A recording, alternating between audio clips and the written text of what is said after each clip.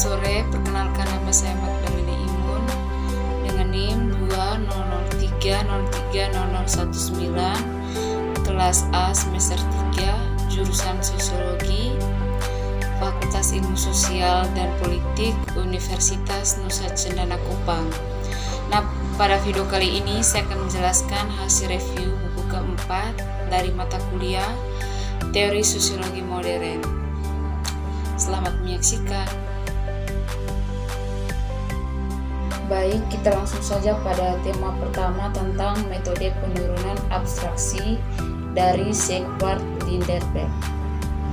Nah, akhir-akhir ini metode pengurangan abstraksi telah dinilai sebagai salah satu sarana untuk mengintegrasikan ekonomi, sosiologis, dan psikologis penelitian yang tanpa kehilangan kekuatan analitis dari pendekatan ekonomi atau keuntungan deskripsi sosiologis dan pendekatan psikologis.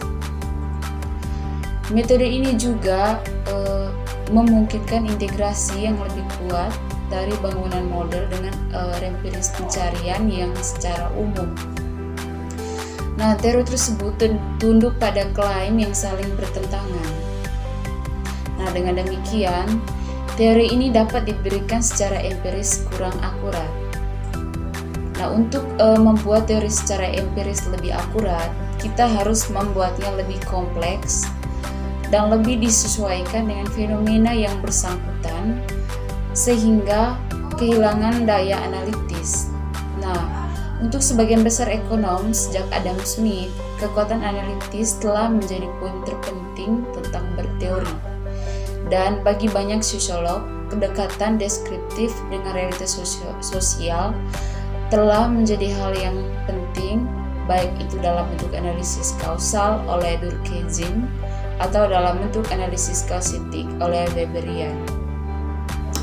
Kemudian tema kedua tentang peran model tindakan tujuan dalam sosiologi dari Margaret Money-Marny.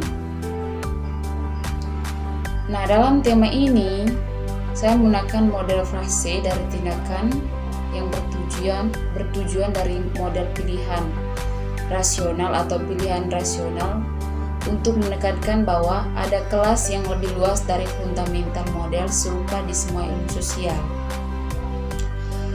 Nah, asumsi ini mendasari teori pilihan rasional dalam ilmu ekonomi, teori pertukaran dalam sosiologi, dan teori penilaian dan keputusan membuat dalam psikologi. Meskipun prevalensi model ini, penggunaan dalam sosiologi masih relatif jarang terbatas, terutama untuk analisis hubungan interpersonal dan kelompok kecil.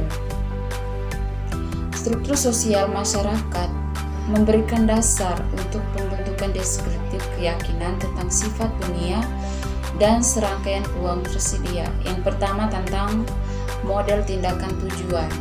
Nah, model tindakan propulsif ini telah muncul di berbagai disiplin ilmu sosial, berbeda dalam sifat asumsi yang dibuat tentang tindakan bertujuan. Mereka berbagai dasar proposisi bahwa manusia termotivasi untuk mencapai kesenangan dan menghindari rasa sakit, dan bahwa motivasi ini mengarahkan mereka untuk bertindak dengan cara bahwa setidaknya dalam batas-batas informasi yang mereka miliki dan kemampuan mereka untuk memprediksi masa depan dapat diharapkan untuk menghasilkan lebih besar imbalan daripada biaya. Kemudian poin yang kedua, asal sosial, nilai dan kepercayaan. Nah, teori tindakan propulsif tidak dengan sendirinya menentukan nilai dan keyakinan secara aktual yang dipegang individu, dan mereka tidak memiliki apa-apa untuk mengatakan tentang asal-usul nilai-nilai dan keyakinan. Nah, untuk dapat memprediksi tindakan, postulat dari tindakan ini bertujuan harus dikaitkan dengan serangkaian asumsi tambahan tentang nilai dan keyakinan aktor.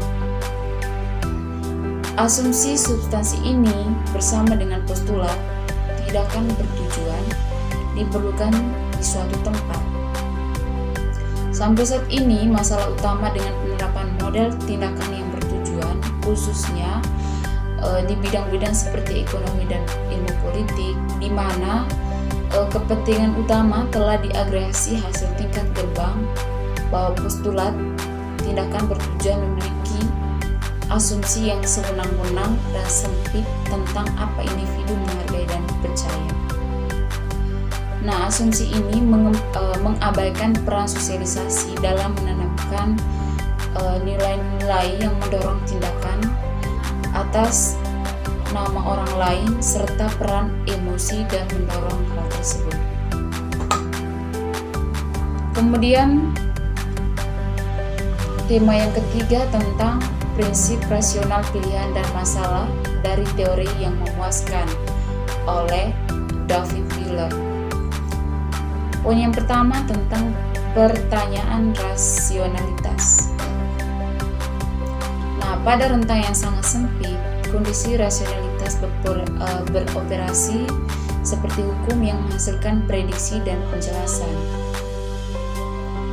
Di tempat lain, rasionalitas beroperasi seperti teori prinsip yang fungsinya untuk menimbulkan masalah. Dalam teori satu kali rasionalitas menimbulkan masalah, prosedur lain dibangkitkan untuk menghasilkan penjelasan dan prediksi. Karena menimbulkan masalah secara sistematis menjadikan penurut, rasionalitas melakukan fungsi yang sangat penting. Rasionalitas juga menjelaskan aktivitas untuk kondisi sempit tertentu. Sebagai contoh, studi Elster pada 1979 dalam rasionalitas dan irasionalitas berfokus pada tindakan yang bisa dilakukan oleh seseorang. Dalam kondisi yang lebih sempit itulah rasionalitas berfungsi sebagai hukum. Kemudian poin yang kedua tentang hubungan sosial. Nah, hubungan sosial merupakan berkaitan dengan interaksi sosial di masyarakat umum. Pada masyarakat modern juga, hubungan antara masyarakat tercermin dari aktivitas individu dalam masyarakatnya. Tentunya hubungan dalam masyarakat melalui proses interaksi. Interaksi ini terjadi melalui dua hal, yaitu kontak sosial dan komunikasi.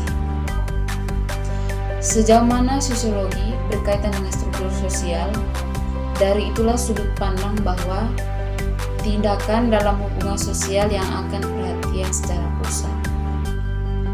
Hubungan selalu berada di luar kondisi yang lebih sempit dari rasionalitas untuk satu alasan dan sering juga untuk keduanya. Nah, di bagian ini saya menunjukkan bahwa rasionalitas saja tidak memprediksi tindakan dalam hubungan sosial yang terisolasi, tetapi tidak pernah rasionalitas menimbulkan masalah secara sistematika yang mengarah pada membangkitkan prosedur lebih lanjut yang mengakibatkan prediksi dan penjelasan yang tidak bagus. Kemudian poin yang ketiga tentang masalah nilai.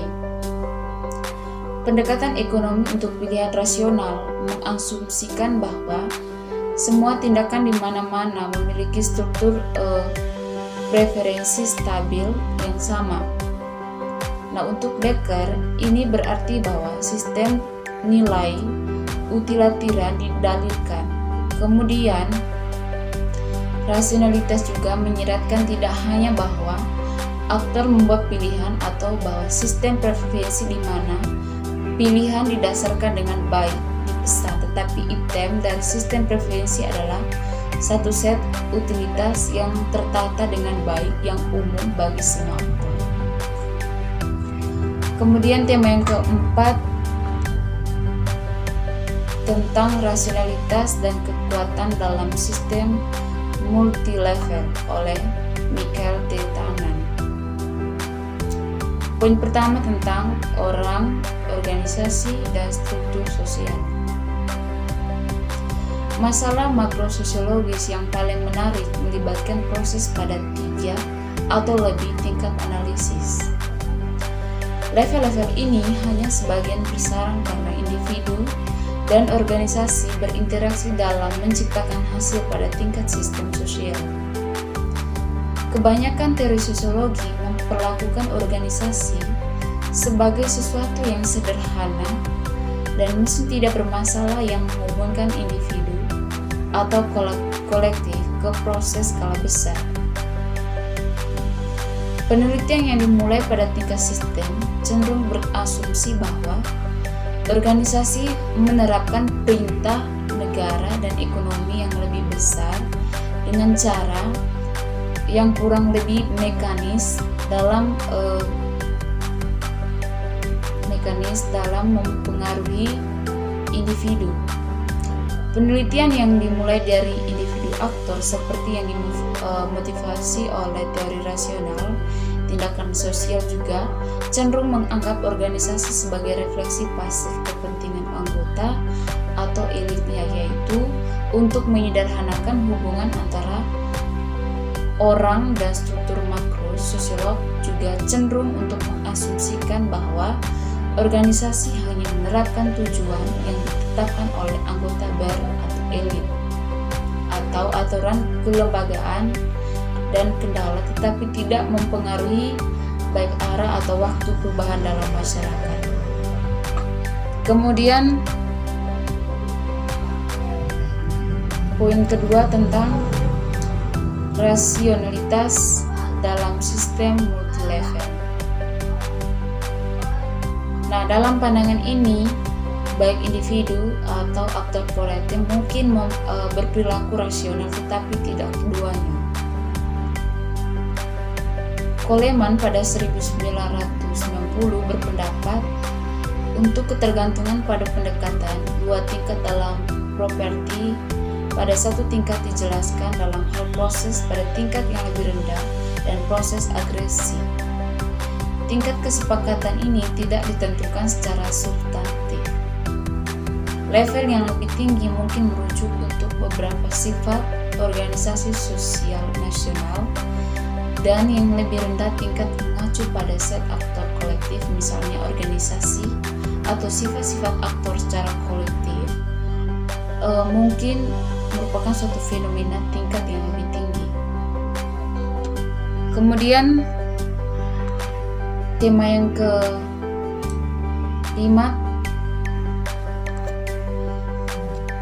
kelima tentang teori pilihan rasional.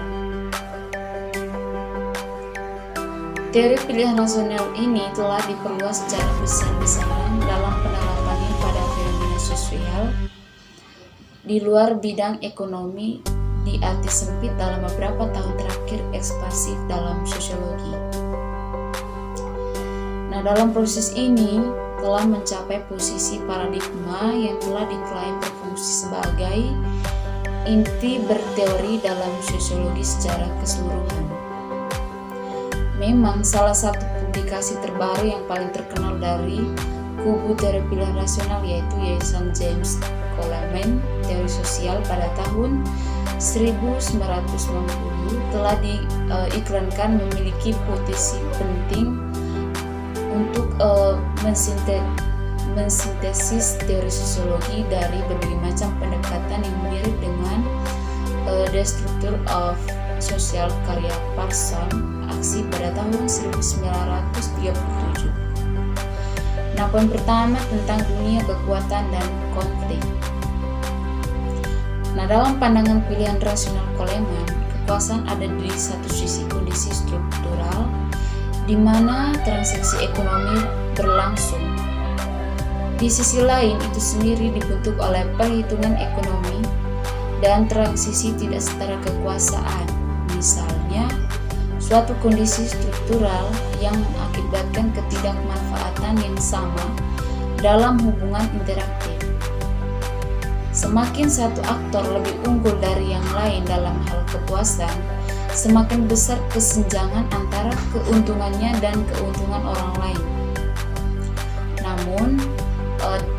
Namun demikian, hubungan mereka akan terus ada sebagai selamanya antara kedua belah pihak dengan mempertahankan daripada dengan menarik dirinya sendiri atau dengan melakukan perlawanan sampai ke titik terlibatnya dalam kegiatan revolusioner.